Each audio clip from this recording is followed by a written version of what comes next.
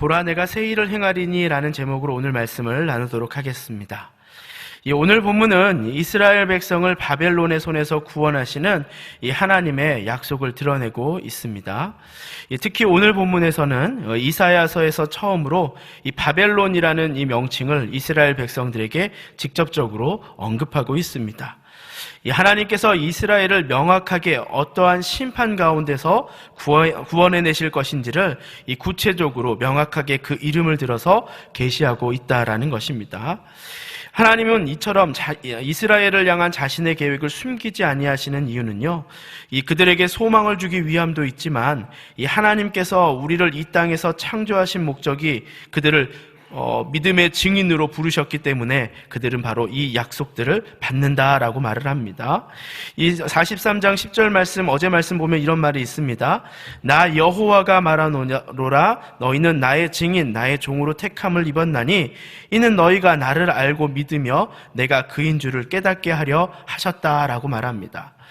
지금 이사야를 통해 듣는 이 약속의 말씀이 분명히 그때가 되면 이루어질 것을 이 열방과 이스라엘 가운데 증인으로 세우신다라고 말을 하는 것입니다. 사실 이 이사야서가 써지고 있는 이 시점에는 이 바벨론이 멸망하지도 않았고 심지어 바벨론의 포로들이 돌아올 수도 없는 상황인 것입니다. 그 전쟁조차 발생하지 않은 이 시점에 하나님께서 160년 전에 이후에 일어날 일을 그것들을 이야기하시는 이유는 무엇입니까? 너희가 이것을 잘 기록하여 놔두라. 그러면 그 모든 일을 하나님의 약속하신 때에 그 후손들이 경험하게 될 것을 그들에게 보여주고자 하는 것이겠죠.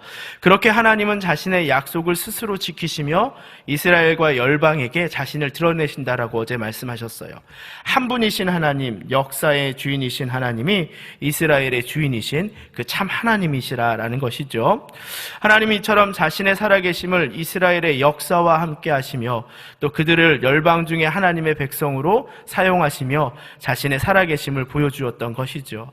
성경의 수많은 사건들을 보면 뭐라고 말합니까? 하나님의 약속과 또 언약이 그곳 가운데 있지요. 그리고 하나님이 그때에 맞춰서 그 약속과 언약을 그대로 이루시는 것들을 보면서 세상 사람들은 하나님이 하시면 될 수 없는 일들이라고 그들을 통해서 사용하셨던 것들입니다. 이 자신을 사랑하는 이스라엘 백성의 회복을 이렇게 명령을 담고 있는 오늘 본문을 이제 구체적으로 저희가 한번 좀 보도록 하겠습니다. 이 14절부터 15절은요, 바벨론의 심판의 모습을 담고 있습니다.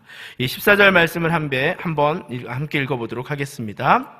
너희의 구속자요 이스라엘의 거룩하니 여호와가 말하노라 너희를 위하여 내가 바벨론에 사람을 보내어 모든 갈대아 사람에게 자기들이 연락하던 배를 타고 도망하여 내려가게 하리라 라고 말씀하신죠. 이 14절에서 언급되는 이 구속자라는 표현이 나옵니다. 이 구속자라는 원문의 뜻은요, 이 자신의 가족이나 친척 등이 이 노예로 팔려가거나 빚이 있어서 땅을 잃어버린 자를 위해 그 값을 대신하여 지불하는 것을 말할 때 사용을 합니다. 특히 앞절에 말한 것처럼 가족이 빚으로 인해 노예로 팔려갈 때 그 가족을 또 그를 되찾아오는 그러한 경우에 가장 많이 사용되는 단어입니다. 그렇기 때문에 구속이라는 단어는 이 가족이라는 단어를 빼고는 이해할 수 없는 단어이기도 합니다. 하나님은 이처럼 영원 전부터 우리를 사랑하시고 보호하시고 지명하신 이유는 바로 우리가 하나님의 아들과 딸로서 선택되었다라는 것이죠. 그렇기 때문에 하나님은 자녀를 품는 부모의 마음처럼 그들을 품고 구하여 내시는 것입니다. 먼저 그 사랑을 거둬가시지 않으시는 이 하나님의 사랑을 오늘 본문에서 그리고 43장을 통해 가지고 쭉 보여주고 있는 것입니다. 그래서 43장 1절에 보면 뭐라고 말하는 것입니까? 내가 너를 구속하였고 내가 너의 이름을 지명하여 불렀다라고 말하는 것이에요. 하나님과 우리와의 관계가 하나님을 믿는, 신을 믿는 자의 관계가 아니라 하나님과 우리와의 관계는 뭐예요? 부모와 자녀와의 끊을 수 없는 이 사랑을 담고 있다라는 것이죠. 이 예수님께서 너희는 이렇게 기도하라며 이 제자들에게 가르쳐 주신 이 주기도문이 있습니다. 그런데 주기도문의 처음에 너희는 이렇게 기도하라 라고 말씀하시면서 시작이 뭡니까? 하늘에 계신 우리 아버지여라고 시작을 하는 것이죠. 예수님에게 아버지였던 하나님을 우리에게 뭐라고 부르라는 거예요? 하늘에 계신 하나님으로 부르라는 것이 아니라 하늘에 계신 우리 아버지다라고 부르라고 시작했다는 것이죠. 우리가 하나님과 어떤 관계인 것인지를 드러내는 이 깊은 의미가 있는 이 시작점인 것입니다. 하나님은 전혀 무너질 것 같지 않던 바벨론을 이 페르시아와 고레스를 통해 무너뜨리신다고 약속합니다. 이 갈대아 지역이라고 말하는 갈대아 사람 우르죠. 그래서 그 바벨론이 속해 있던 그 땅을 가리키는 표현입니다. 그들이 자랑하던 바벨론의 함대, 그 나라의 피난민들이 탈출하는 운송수단으로밖에 사용될 수 없다라고 말합니다. 그들의 얼마나 비참한 멸망을 표현하고 있는지 모르겠습니다. 그들이 이렇게 멸망하는 것은 이스라엘은 하나님의 자녀이며 하나님의 자녀의 죄값을 친히 구속하셨기 때문이라고 말하는 것이죠. 그래서 하나님께서는 뭐라고 말하는 거예요? 나는 그것을 통해서 내가 여호와 너희의 거룩한 이요 이스라엘의 창조자여 너의 왕인 것을 내가 보여주겠다라고 말씀하시는 거예요. 여기서 나는 여호와다라는 것은 무엇입니까? 내가 언약의 하나님 되심을 강조하는 이름이겠죠. 이스라엘을 애굽에서 건지셨고 그 약속과 가나안 땅을 약속하시고 이루신 그 여호와 하나님임을 너희가 알게 될 것이다. 또 나는 이스라엘의 거룩한이다. 이 거룩하다, 거룩하다, 거룩하다 이 표현은 누구에게밖에 쓸 수 없는 거예요. 거룩하신 그 하나님의 위엄 또 초월적인 권능을 나타내는 단어들이죠. 내가 이러한 일을 너희에게 보여줄 것이다. 나는 이스라엘의 창조자요. 이 국가도 없어서 방황하던 그들에게 하나님의 백성을 삼으시고 그들을 이스라엘 나라로 이렇게 세우셨던 그 하나님의 이름을 드러내는 것이죠. 또 너희의 왕이 될 것이다 라고 말합니다. 왕은 백성을 다스릴 뿐만 아니라 전쟁을 지휘하고 백성을 보호하는 의무를 가진 자라는 것입니다. 내가 반드시 너희를 보호하고 너희를 지키겠다라는 그 하나님의 약속을 보여주시겠다라는 것이죠. 자, 16절부터 21절은요, 이스라엘이 이전에 경험한 출애굽 사건보다 더 위대하고 놀라운 구원의 역사가 이루어질 것을 보여주고 있는 본문입니다. 하나님은 이스라엘 역사를 통해서 일하시는 모습을 그들에게 증언하시죠. 내가 너희의 역사 가운데 내가 이렇게 역사하지 않았느냐라고 말씀하시는 거예요. 나 여호와가 이같이 말하노라. 바다 가운데 길을, 큰 물 가운데 지름길을 내고 병거와 말과 군대의 용사를 이끌어내어 그들이 일시에 엎드러져 일어나지 못하고 소멸하기를 꺼져가는 등불 같게 하였느니라 라고 말씀하셨어요. 자, 왠지 우리가 많이 본 듯한 본문 같아요. 바다 가운데 길을 내셨고 큰 물 가운데 지름길을 내셨다 하니까 여러분 어떤 사건이 생각이 납니까? 홍해 사건이 생각이 나죠. 홍해를 가르시고 또 그리고 큰 물 가운데 지름길을 내셨다. 요단강을 건너 가나안 땅을 건너게 하셨던 그 하나님의 약속을 나타내고 있는 거죠. 보아라, 내가 홍해의 길을 내었고 그 병거와 말과 군대의 용사를 이끌어내어 그들이 일시에 엎드려지고 일어나지 못하고 소멸하기에 꺼져가는 불같이 내가 너희에게 그 약속을 보여주지 않았느냐? 너희의 선조들은 그것을 경험하지 않았느냐라고 하나님께서 이야기하고 계시는 것이죠. 그런데 오늘 본문에서는 하나님은 이렇게 말씀하십니다. 너희는 그런데 이전 일을 기억하지 말아라. 또 옛날 일을 생각하지 말라라고 말씀하십니다.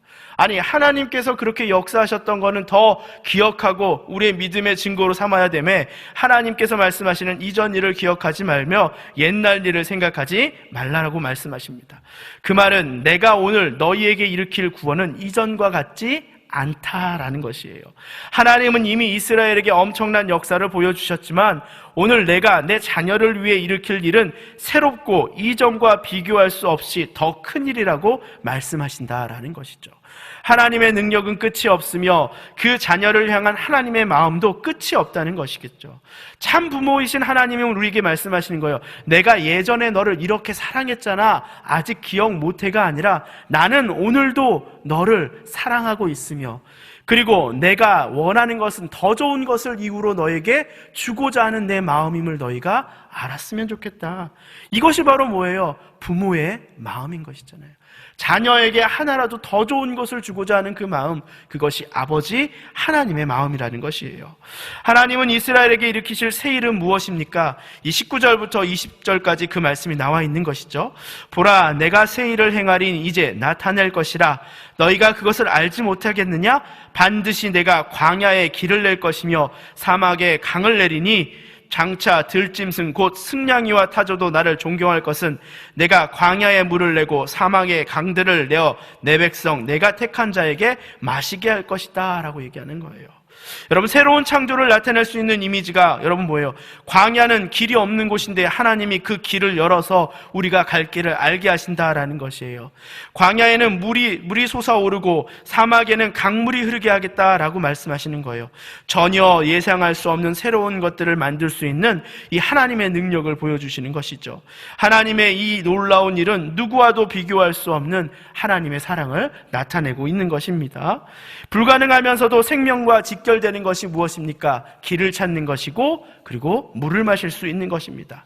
예수님께서 우리의 인생 가운데 들어오셨을 때도 어땠습니까? 우리가 어디로 가야 될지 모르는 인생이었는데 우리에게 길을 보여주셨고 죽을 수밖에 없는 우리에게 물을 주셔서 우리가 생명을 얻게 되었으며 그리고 하나님이 주시는 매일매일의 인생에 흐르는 강을 통하여서 우리가 은혜 가운데 충만히 살아가는 인생을 우리에게 주셨다라는 것이죠. 하나님이 이처럼 큰 사랑을 베푸시는 모든 이유를 성경은 왜 그렇다라고 말씀하십니까? 21절 말씀 한번 같이 읽어볼까요?